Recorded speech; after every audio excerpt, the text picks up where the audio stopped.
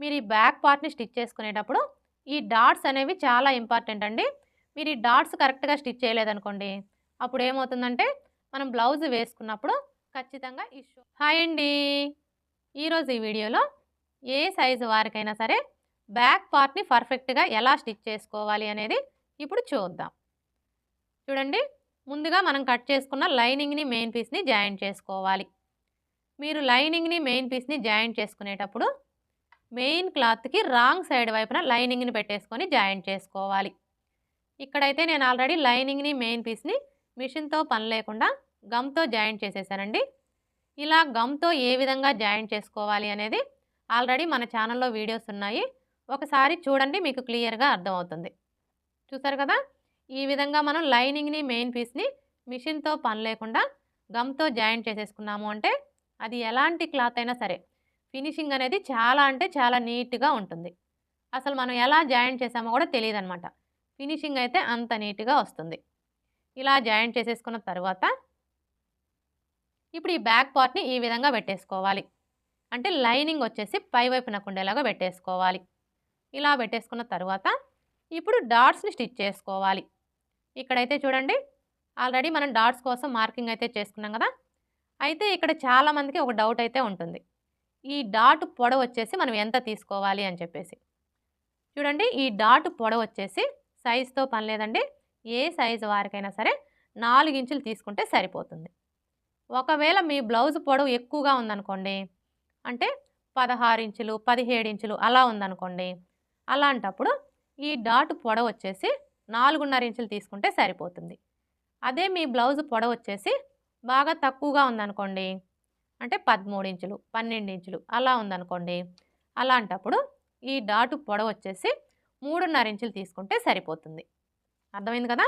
Dot పొడవు ఎంత తీసుకోవాలి అనేది. ఇప్పుడు ఈ డాట్స్‌ని స్టిచ్ చేసేటప్పుడు మీరు డైరెక్ట్‌గా స్టిచ్ చేయొద్దండి. అంటే ఆల్రెడీ ప్రాక్టీస్ ఉండేవాళ్ళైతే ఎలా అయినా స్టిచ్ చేసుకోవచ్చు. నేను బిగినర్స్ కోసం చెప్తున్నానండి.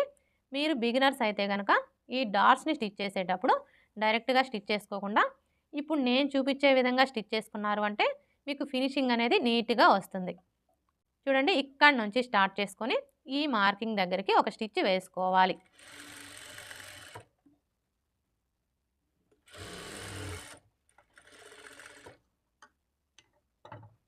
చూసారా? ఇలా స్టిచ్ చేసుకున్న తరువాత ఇప్పుడు డాట్‌ని స్టిచ్ చేసుకోవాలి. ఇక్కడైతే చూడండి, మనం డాట్ కోసం మార్కింగ్ అయితే వేసుకున్నాం కదా! ఇప్పుడు ఈ మార్కింగ్‌లు 2 కూడా ఇలా ఒకే చోటికి వచ్చేలాగా ఫోల్డ్ చేసుకోవాలి. చూడండి, మనం ఇలా ఫోల్డ్ చేసుకున్నప్పుడు డాట్ వెడల్పు వచ్చేసి ఏ సైజు వారికైనా సరే ఖచ్చితంగా 1/2 ఇంచి ఉండేలా చూసుకోవాలి.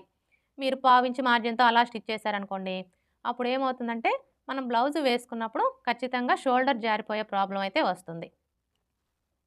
అర్థమైంది కదా! మనకి డాట్ వెడల్పు వచ్చేసి 1/2 ఇంచి ఉండేలా చూసుకొని స్టిచ్ చేసుకోవాలి. ఇక్కడి నుంచి స్టార్ట్ చేసుకొని ఇక్కడ చూసారా, మనం డాట్ పొడవు కోసం మార్క్ చేసుకున్నాం కదా! కరెక్ట్‌గా ఈ మార్కింగ్ దగ్గరికి క్రాస్‌గా స్టిచ్ చేసుకోవాలి.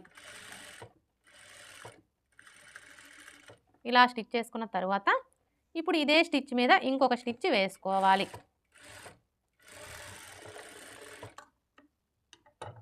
ఇలా స్టిచ్ చేసుకున్న తరువాత మీ నెయిల్‌తో ఒకసారి రఫ్ చేసుకోండి. ఇదే విధంగా రెండో డాట్‌ను కూడా స్టిచ్ చేసుకోవాలి.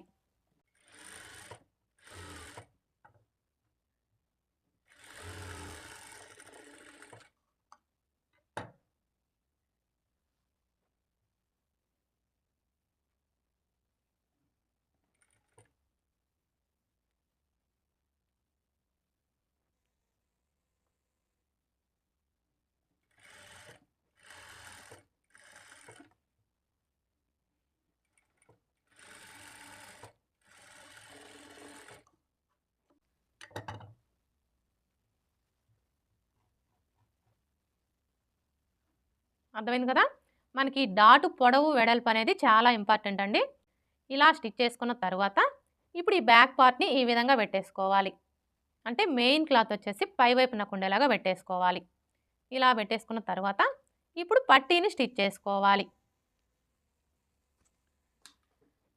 చూడండి, ఈ పట్టీని స్టిచ్ చేసుకోవడం కోసం ఈ విధంగా 1.5 ఇంచుల వెడల్పుతో స్ట్రెయిట్‌గా ఉండే పీసెస్‌ని కట్ చేసుకోవాలి.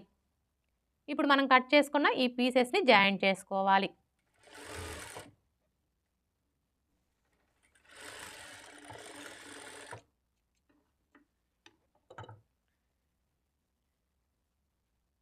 చూసారా? ఇలా జాయింట్ చేసుకున్న తరువాత ఇప్పుడు ఈ ఖర్చు కనపడే వైపొచ్చేసి ఇలా ఒక పావించి ఫోల్డ్ చేసుకొని స్టిచ్ చేసుకోవాలి.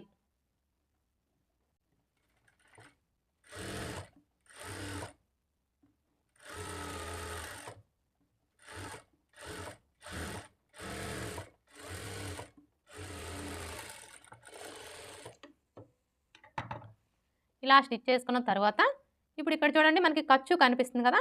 ఈ ఖర్చు కనపడే వైపొచ్చేసి పై వైపునకు ఉండేలా చూసుకొని ఇక్కడి నుంచి ఈ విధంగా పెట్టేసుకొని పావించి మార్జిన్‌తో స్టిచ్ చేసుకోవాలి. అంటే మనం బ్లౌజ్‌ని కట్ చేసుకునేటప్పుడు కింది వైపున ఖర్చు కోసం ఎంత మార్జిన్ అయితే వదులుతామో అంతే మార్జిన్‌తో స్టిచ్ చేసుకోవాలి.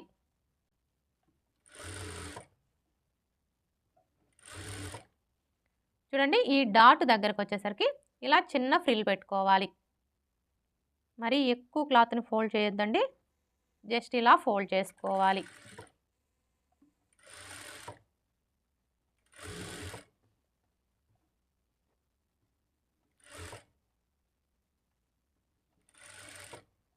అలాగే ఇక్కడ కూడా చిన్న ఫ్రిల్ పెట్టుకోవాలి.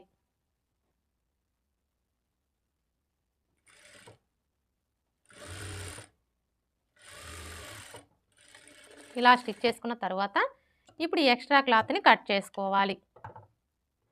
చూసారా? మీరు ఇలా స్టిచ్ చేసుకున్నప్పుడు స్టార్టింగ్ నుంచి ఎండింగ్ వరకు కూడా ఖర్చు అనేది ఒకే వెడల్పు ఉండేలాగా స్టిచ్ చేసుకోవాలి. ఇలా స్టిచ్ చేసుకున్న తర్వాత ఇప్పుడు ఈ క్లాత్‌ని ఇలా ఫోల్డ్ చేసుకొని ఇంకొక స్టిచ్ వేసుకోవాలి. చూడండి మీరు ఈ స్టిచ్ వేసుకునేటప్పుడు మెయిన్ క్లాత్ మీద పడకుండా స్టిచ్ చేసుకోవాలి. అప్పుడే మనకి ఫినిషింగ్ అనేది నీట్‌గా ఉంటుంది.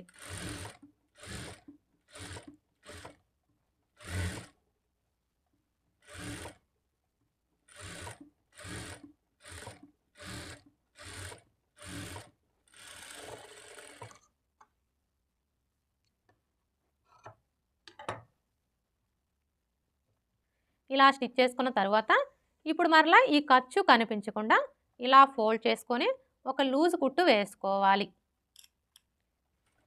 చూడండి మీరు ఈ లూజ్ కుట్టు వేసుకునేటప్పుడు మరీ చివరనగా వేసుకోవద్దండి.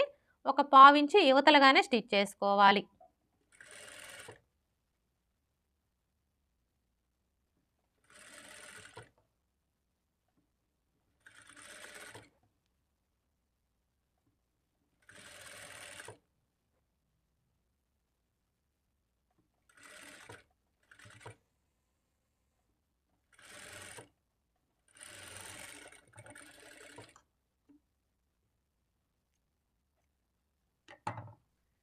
చూసారు కదా!